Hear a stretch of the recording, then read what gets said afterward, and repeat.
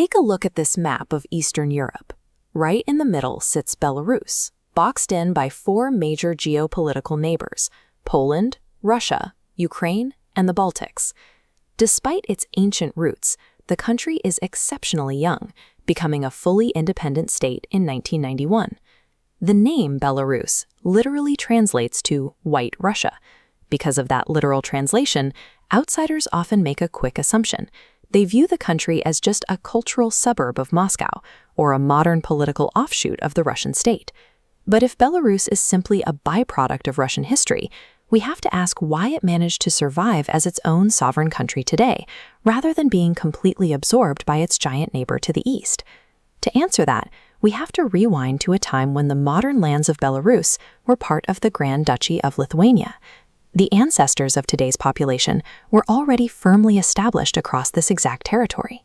Outsiders looking in broadly categorized these locals as Ruthenians. This was a huge catch-all label that grouped them together with Ukrainians, making them difficult to track as a distinct group on paper. At the local level, people identified themselves with regional terms like Litvins. There wasn't a single, unified national identity documented in official records. So while their historical origins are tangled up in a mess of names assigned to them by passing empires, the physical continuity of the people living on that land remained unbroken for centuries. By the 19th century, the region was carved up, and the Belarusian lands were completely swallowed by the Russian Empire.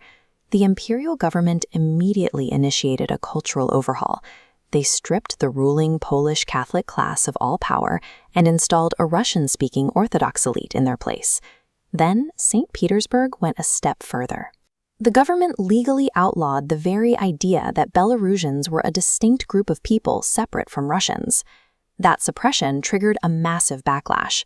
In the later half of the century, a leader named Konstanty Kalinowski launched a revolt, directing his forces against the Russians specifically to assert a separate Belarusian identity. The imperial army quickly crushed the uprising. But that collective decision to fight back proved to a unique national identity had successfully formed in direct defiance of the empire. When World War I broke out in 1914, the German military pushed the Russian front lines eastward. In the chaos, Germany propped up a short-lived puppet state known as the Belarusian People's Republic. That republic didn't last. The region was immediately torn apart again by the violence of the Russian Civil War and the trenches of the Polish-Soviet War, turning the entire territory into a constant battlefield. When the fighting finally stopped, the land was sliced directly in half. The western territories went to Poland, and the eastern lands were absorbed into the Soviet Union as the newly minted Belarusian Soviet Socialist Republic. The borders of this new republic were pushed outward twice. The first was an internal shift by the Soviets to match demographic lines, and the second happened when the USSR annexed eastern Poland right before World War II, establishing the silhouette of the country we see today. Yet having a shape on a map did not mean they had autonomy. The republic took its orders directly from Moscow, serving as a convenient geopolitical buffer zone for Joseph Stalin. After World War II, the victorious Allied powers formed the United Nations.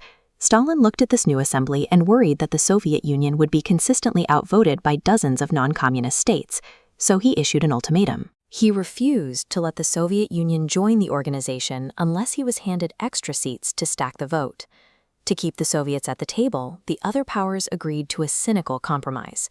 They gave the Belarusian Soviet Socialist Republic its own separate seat, treating it as an independent voter, even though it was entirely controlled by Moscow.